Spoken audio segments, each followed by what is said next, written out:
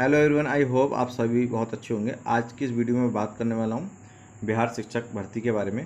जैसा कि आप सभी लोगों को पता चल ही गया होगा कि बिहार शिक्षक भर्ती में जो है पहले अदर स्टेट वाले अलाउ नहीं थे और अब जो है सरकार ने एक नोटिफिकेशन जारी करके जो है अदर स्टेट वालों के लिए भी इस शिक्षक भर्ती में अलाउ कर दिया। ठीक है, तो आज की इस वीडियो में बात करने वाला हूँ कि अदर स्टेट वालों के लिए यह आपकी क्या क्या पात्रता है, सीटेट का किस तरीके से आपको जो है सीटेट की क्या पात्रता है, और इसके अलावा आपको जो आरक्षण है अदर स्टेट वाले उनको आरक्षण का फ़ायदा मिलेगा या नहीं मिलेगा बिहार शिक्षक भर्ती में। इसके अलावा जो आपका एज लिमिट का इशू है वो अदर स्टेट वालों के लिए एज लिमिट में कोई फ़ायदा मिलने वाला है नहीं। ठीक है, तो आपके जितने भी डाउट्स हैं इस शिक्षक भर्ती को लेकर के, एलिजिबिलिटी को लेकर के, वो इस वीडियो में सारे क्लियर हो जाएंगे। तो आप लोग जो है वीडियो को बिना स्किप की लास्ट तक ज़रूर देखिएगा। इसमें हम डिस्कस कर रहे हैं आपका ये माध्यमिक विद्यालय, मतलब आपका ये 9 to 10 है। ये हम इसको यूपी में जो है टीजीटी बोलते हैं। ठीक है, ट्रेन ग्रेजुएट टीचर, और बाकी यहाँ पे इसको बोलता है माध्यमिक विद्यालय 9 to 10। ठीक है, इसमें देखिए आपका ये पदों का ब्यौरा है अलग अलग, इसको आप जो है देख लेना ध्यान से। ठीक है, इसकी पीडीएफ आपको हमारे टेलीग्राम चैनल पे मिल जाएगी, एग्जाम साथी पे, आप वहाँ से जाकर इसको डाउनलोड कर सकते हैं। आप आराम से डिटेल में देख लेना। ठीक है, ये आप सारा आपका पदों का विवरण है अलग अलग सब्जेक्ट के हिसाब से। ठीक है, और आपकी एलिजिबिलिटी भी अलग अलग सब्जेक्ट के हिसाब से होगी। ठीक है, और इसमें आपकी जो सबसे जो मेन लोगों को दिक्कत आ रही है एलिजिबिलिटी में, वो एस्टेट की आ रही है कि ये एस्टेट क्या बवाल है। ठीक है, तो इस वीडियो में मैं आपको एस्टेट से रिलेटेड पूरा सब कुछ क्लियर कर दूंगा, फिर आपको किसी से कुछ पूछने की ज़रूरत नहीं है। ठीक है, तो आप ध्यान से वीडियो लास्ट तक देखना, बिना स्किप किए आपको। ठीक है, देखिए इसमें ये पूरा एलिजिबिलिटी का है, तो इसमें काफ़ी डिटेल में दे रखा है। मैं आपको पूरा शॉर्ट में बता देता हूँ। ठीक है, तो शॉर्ट में ये है कि आपने 50% के साथ आपने जो है ग्रेजुएशन अपना किया हो और आपने किया हो बीएड। ठीक है, तो ग्रेजुएशन प्लस बीएड इसकी एलिजिबिलिटी होगी। ठीक है, इसके अलावा अगर आपने जो है 4 वर्षीय जो कर रखा है इंटीग्रेटेड कोर्स, जिसको हम बीएड या बीएससी ऐड करके बोलते हैं, अगर आपने इंटीग्रेटेड वाला कोर्स कर रखा है ग्रेजुएशन प्लस बीएड वाला 4 साल का, तो भी आप एलिजिबल हैं। ठीक है, तो ग्रेजुएशन प्लस बीएड जो है इसकी एलिजिबिलिटी है। ठीक है, अब अलग अलग सब्जेक्ट के अकॉर्डिंग जो है आपका अलग अलग सब्जेक्ट कॉम्बिनेशन है, वो हम अभी आगे देखते हैं। तो पहले तो आप देख लीजिए गणित के लिए। तो गणित के लिए जो है आपने मैथ्स के साथ या तो आपका जो है ग्रेजुएशन में फिजिक्स हो या इलेक्ट्रॉनिक्स हो या आपने कंप्यूटर साइंस हो या आपका केमिस्ट्री हो। ठीक है, या फिर आपका सांख्यिकी हो, स्टैटिक्स। ठीक है, तो ये तो आपका हो गया। ठीक है, गणित के लिए। ठीक है, इसके अलावा कोई 2 विषय हो, ठीक है, स्नातक स्तर पर। ठीक है, तो गणित plus physics, chemistry, computer science, electronics या सांख्यिकी विषय में से आपने कोई और पढ़ा हो। ठीक है, इसके अलावा अथवा इंजीनियरिंग से स्नातक जिसमें गणित की विशेषज्ञता हो। ठीक है, और अगर आपने इंजीनियरिंग किया हुआ है और उसमें आपकी जो है गणित की विशेषज्ञता है अगर आपके पास, तो भी आप एलिजिबल हैं। बाकी इसकी कौन कौन से सेमेस्टर में कैसे कैसे मैथमेटिक्स होती है इसकी मुझे जानकारी नहीं है, तो आप उसका देख लेना। ठीक है, और इसमें आपका देखो फाइनल ईयर का कहीं भी कुछ भी मेंशन नहीं है कि आपने 3 साल पढ़ा हो या केवल आपने अगर 2 साल भी पढ़ा तो आप एलिजिबल हैं नहीं। ठीक है,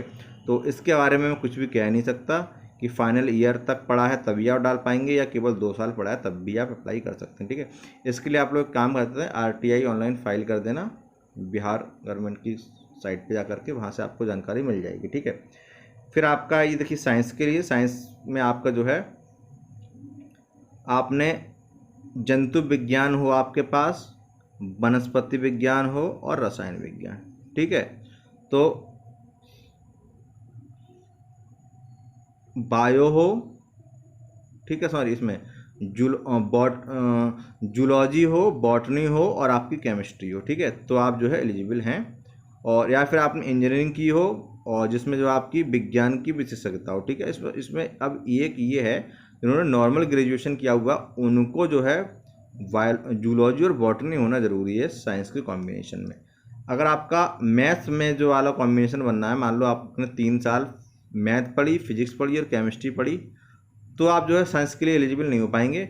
और आपने इंजीनियरिंग की है और आप साइंस में विशेषज्ञता, तो आप एलिजिबल हो जाएंगे। तो ये काफ़ी जो है कंट्राडिक्शन वाला इन्होंने एलिजिबिलिटी दे रखी है साइंस के लिए। अब देख लीजिए एसएसटी में आपने जो है अपने ग्रेजुएशन में इतिहास, भूगोल, अर्थशास्त्र, राजनीति शास्त्र में से कोई भी 2 विषय पढ़े हों, ठीक है। तो ये कितने सब्जेक्ट होगा, 1 2 3 4, इन चारों में से आपने कोई 2 पढ़े हों, ठीक है। लेकिन एक कंडीशन ये है कि इन दोनों में से हिस्ट्री या भूगोल में से कोई एक होना जरूरी है, ठीक है। तो हिस्ट्री या भूगोल के साथ या तो अर्थशास्त्र पढ़ाओ या राजनीति शास्त्र, तो आप एलिजिबल हैं, ठीक है। और ये देखिए भाषा संबंधी, तो भाषा संबंधी देखिए आपने अपने स्नातक स्तर पर वो भाषा पढ़ी हो, हिंदी के लिए तो हिंदी, इंग्लिश के लिए तो इंग्लिश। अब इसमें साहित्य और सामान्य का मतलब भाषा का अलग से कुछ दे नहीं रखा है, तो मुझे लगता है चाहे आपने सामान्य पढ़ी है, चाहे भाषा पढ़ी है, चाहे आपने साहित्य पढ़ी है, सभी जो है एलिजिबल होंगे। अब देख लेते हैं आगे कि माध्यमिक शिक्षा विद्यालयों के लिए आपका जो है ये दे रखा है कि आपने एसटेट का पेपर 1 जो है पास किया हो, ठीक है। तो एसटेट पेपर 1 आपने पास किया। अब ये एसटेट क्या वाला है ये मैं आपको आगे बताने वाला हूँ, ठीक है। ये देखिए बिहार में क्या है, ये देखिए आपका लिखा हुआ, देखिए माध्यमिक शिक्षक पात्रता परीक्षा एसटेट, ठीक है। यही आपका एसटेट है कि बिहार में क्या है, बिहार में जब टीजीटी के लिए पहले शिक्षक भर्ती निकलती थी, ये 2019 के हिसाब से है, ठीक है। तो वहाँ जब शिक्षक भर्ती निकली है, ये आपका देखिए कुल 12,000 ये आपका है अलग अलग, अच्छा ये 11 12 के लिए 9 12, ठीक है। ये आपको 25,270 पदों के लिए भर्ती निकली है, ठीक है। तो इसकी जो परीक्षा हुई है उसका नाम है माध्यमिक शिक्षक पात्रता परीक्षा। लेकिन ऐसा अपने यहाँ भी होता है, कोई जब शिक्षक भर्ती निकलती है यूपी में तो आपका जो एक एग्ज़ाम होता है, लेकिन उसका नाम ये नहीं होता, ठीक है। उसका केवल भर्ती परीक्षा होता है, कोई पात्रता परीक्षा नहीं होता। लेकिन बिहार में उसका नाम उन्होंने पात्रता परीक्षा रखा हुआ है। और इसमें ये लोग क्या कर रहे हैं, उसमें एक फिक्स कट ऑफ बता रहे हैं, ठीक है। कट ऑफ क्या कर रहे हैं, पहले से फिक्स कर दे रहे हैं, कट ऑफ पहले से ही उन्होंने कर दी है फिक्स। जैसे आप मान लो आपकी जो यूपी में पीआरटी की वैकेंसी निकलती है उसमें उन्होंने पहले से 60% और 65% कट ऑफ फिक्स कर दी है। इससे ऊपर जितने लोगों के नंबर आएंगे उन सबकी मेरिट बना ली जाएगी, ठीक है। तो ऐसे इन्होंने क्या किया है, इन्होंने इसके लिए कट ऑफ फिक्स कर दी है। उस कट ऑफ से जितने भी ऊपर लोग होंगे सबकी मेरिट बनाई जाएगी, उससे ऊपर इसका सिलेक्शन कर लिया जाएगा। अब अपने यहाँ क्या है, पीआरटी का पेपर हुआ, जिसको हम लोग एसटेट बोलते हैं यूपी में, 60% ऊपर से इनके नंबर हैं, उनकी सबकी मेरिट बनी, जिसका होना था उसका हो गया, जिसका नहीं हुआ वो अपने घर जाएं। और ये जो आपका पेपर हुआ था ये बेकार हो गया, ये आगे के लिए यूजलेस है। अब जब नई भर्ती आएगी नया पेपर होगा। लेकिन यहाँ पे क्या है, इन्होंने ये जो फिक्स कट ऑफ कर रखी है, इस कट ऑफ से ऊपर जिनके भी नंबर आएंगे उनको ये एक पात्रता परीक्षा का सर्टिफिकेट देंगे। अपने यहाँ तो पेपर हो गया, टाटा बाय बाय, बेकार अब उसकी कोई वैल्यू नहीं है अगले के। लेकिन ये लोग क्या करते हैं, उस पात्रता परीक्षा का एक देते हैं सर्टिफिकेट। अब उस सर्टिफिकेट से हम रिलेटेड थोड़ा देख लेते हैं, ठीक है। उस सर्टिफिकेट में इन्होंने सामान्य के लिए जो अंक कर रखा है वो 50% है, ठीक है। सामान्य 50% और रिजर्व कैटेगरी 45% से ऊपर जितने लोग भी जो नंबर लेकर आते हैं उन सभी को जो एक सर्टिफिकेट दिया जाता है। और ये जो सर्टिफिकेट है इसकी जो वैलिडिटी है वो 7 साल की होती है, ठीक है। तो 7 साल के लिए सर्टिफिकेट आपका वैलिड होता है। भले ही उनका उस भर्ती में सिलेक्शन ना हुआ, लेकिन ये जो सर्टिफिकेट मिलेगा उसके थ्रू वो आगे आने वाली भर्ती में आवेदन कर सकते हैं, जैसे कि इस भर्ती में करेंगे। और यूपी वालों में तो कोई ऐसी परीक्षा दी नहीं होगी बिहार की एसटेट, और बिहार के अलावा और कोई सेंट्रल की ऐसी परीक्षा है नहीं कि आपने 9th और 10th की वो पास करी हो तो आप जो है एलिजिबल हो जाएं, ठीक है। तो ओवरऑल कहने का मतलब क्या है कि जो अदर स्टेट वाले हैं, अदर स्टेट वाले टीजीटी के लिए अप्लाई कर ही नहीं सकते, क्योंकि इसके लिए जो कंडीशन है वो है एसटेट की, और एसटेट अदर स्टेट वाला कोई क्वालिफाई है ही नहीं। हो सकता है, मुझे इस बारे में जानकारी नहीं है कि पहले जो बिहार में ये 2019 में हुआ था इसमें अदर स्टेट वालों ने अप्लाई किया था या नहीं किया था, और उनके पास ये सर्टिफिकेट है नहीं, ठीक है। अगर है, अप्लाई किया था है तो वो एलिजिबल हो जाएंगे, वरना अगर आपके पास ये सर्टिफिकेट नहीं है तो आप बिल्कुल भी एलिजिबल है नहीं।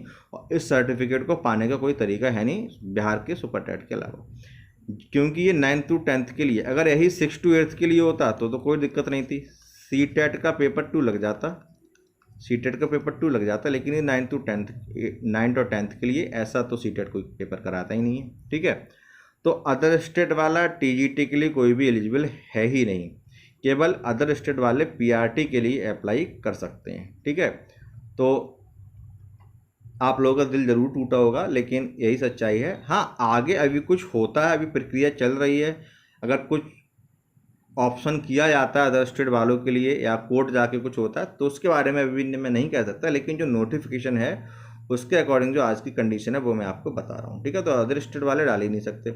तो आपका आई होप टीजीटी एलिजिबिलिटी को लेकर के जो भी डाउट था वो आपके सारे क्लियर हो गए होंगे, लेकिन फिर भी अगर आपको कोई डाउट है तो आप नीचे कमेंट बॉक्स में पूछ सकते हैं। अब जब अप्लाई कर ही नहीं सकते हैं तो बाकी रिजर्वेशन से रिलेटेड या एज लिमिट से रिलेटेड या बाकी किसी एलिजिबिलिटी का मुझे नहीं लगता आपको यूज बचा है। फिर भी अगर आपको उस एलिजिबिलिटी को देखना है, ठीक है, तो वो जो है आप मेरी पीआरटी वाली जो मैंने वीडियो बनाई है उसमें आप जो है देख लेना, क्योंकि इसकी और उसकी बाकी की एलिजिबिलिटी तो सेम ही है ना, रिजर्वेशन वाली हो या एज लिमिट वाली हो तो बाकी तो वो सब सेम है, ठीक है। तो आप वो वाली वीडियो देख लेना, वहाँ पे आपको पूरा क्लियर हो जाएगा, ठीक है। तो आई होप आपको सब कुछ समझ में आ गया होगा, लेकिन फिर भी अगर आपको कोई डाउट है तो आप नीचे कमेंट बॉक्स में पूछ सकते हैं।